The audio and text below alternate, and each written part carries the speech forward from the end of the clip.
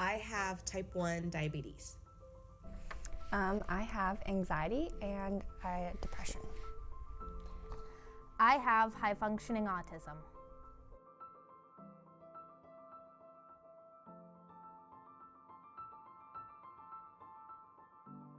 So what I have is a kind where your pancreas stops producing insulin. And so therefore, anything that you eat translates into carbohydrates. And insulin is what breaks down the carbohydrates. But because I don't have that, it's not able to break down the carbs. And so therefore, I have to externally inject insulin, because my body doesn't produce it, the inslets from the pancreas. And therefore, it basically is a summary of my pancreas is broken. It's gone. I don't produce anything, so. Anxiety is kind of when you feel anxious or worried and concerned about things quite frequently, more than what is considered healthy.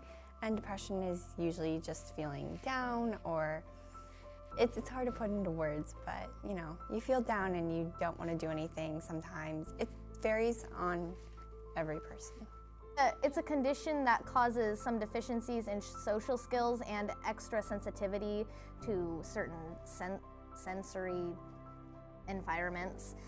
So it was in second grade, and it was, I want to say October, so school just started, and that's usually typically flu season. So of course my mom's just giving me all this orange juice and apple juice and fluid, and I just got worse and worse and worse, and I was throwing up and I couldn't keep the fluids down, and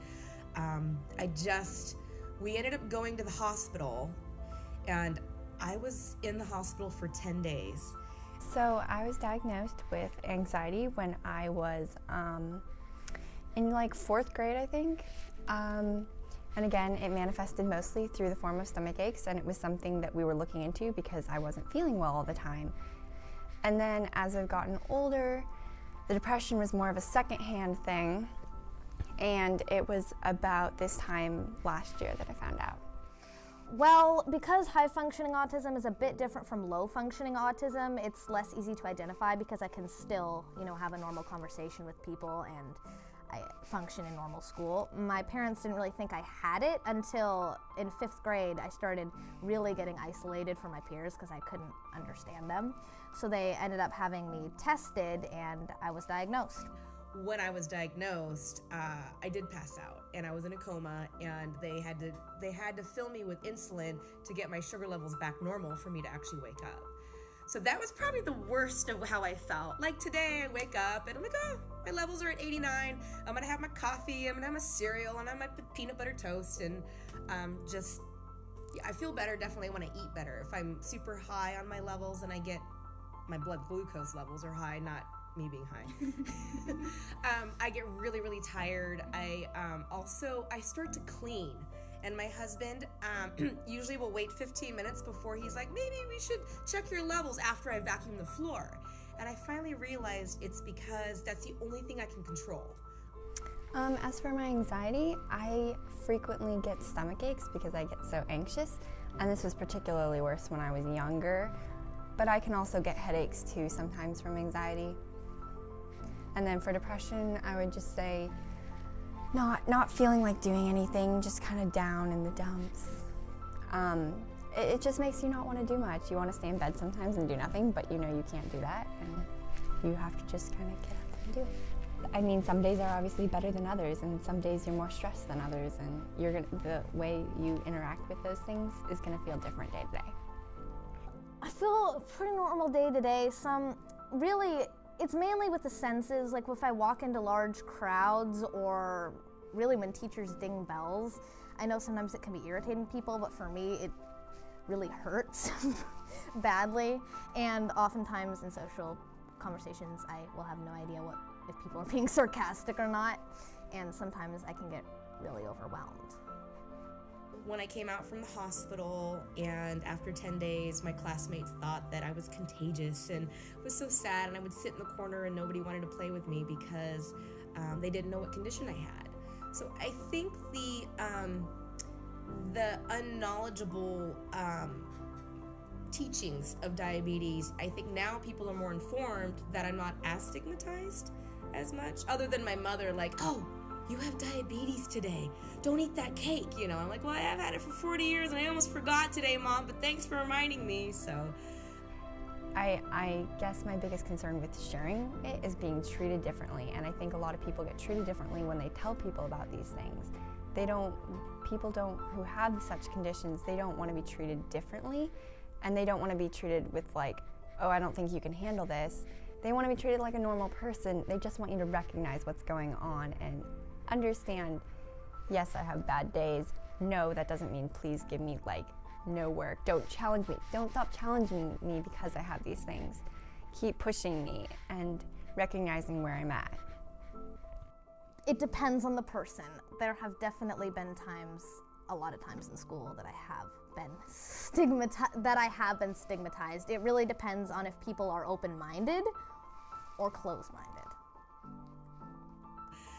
Because it's invisible, nobody knows, so it's not an easily stigmatized thing other than, oh, my grandpa has type 2 diabetes, and how'd you get it, and did you eat sugary foods when you were little, and you know, you shouldn't have done that, and that's not how you get it. Well, one time I walked into, okay, I'm gonna give you a heads up, I know I did not, this was bad socially. I walked into a store and it smelled weird, and I said, oh my gosh, this smells terrible, what is going on in here? And the people gave me a weird look, and I was with my stepmother then, and I don't know why they acted this way. I mean, I was rude, but they were kind of whispering and going like, is there something wrong with her? What's wrong? Is this a joke to me? And I said, no, this isn't a joke. And they were like, are you some kind of comedian, but hostilely? And I'm like, no. And then they're all, is there something wrong with her? And they did not like me. They started glaring at me, and I mean, I think they were nice people. They just completely misunderstood what was going on, and like they misunderstood. They thought I had some kind of mental illness, and they did not approach the situation right. I would say that a lot of people seem to think that people who have depression there's just a stereotype around it that's like, and that it has to look really obvious that you suffer from that. But in fact, a lot of these things people are experiencing right all around us. I mean, whether we know it or not. And I think back to some different experiences where it's just like, you look at the statistics and you're like, by logic, there should be this many people in this room who should be experiencing something like this. And we always want to talk about these statistics like they don't happen to this group of people, to this classroom.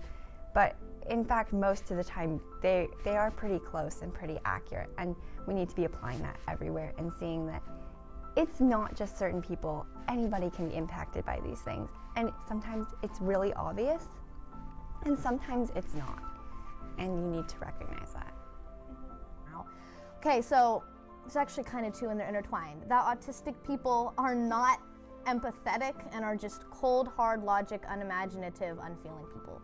I know a lot of times I get mocked, like people have called me robot and I Google, and I'm like, okay, I am an author, I'm very imaginative, and I am super empathetic, and I think it's true that sometimes autistic people, usually in the lower functioning end, might be less empathetic or imaginative, but it's not true. I think, really, in my experience, autistic people tend to be more empathetic than neurotypical people.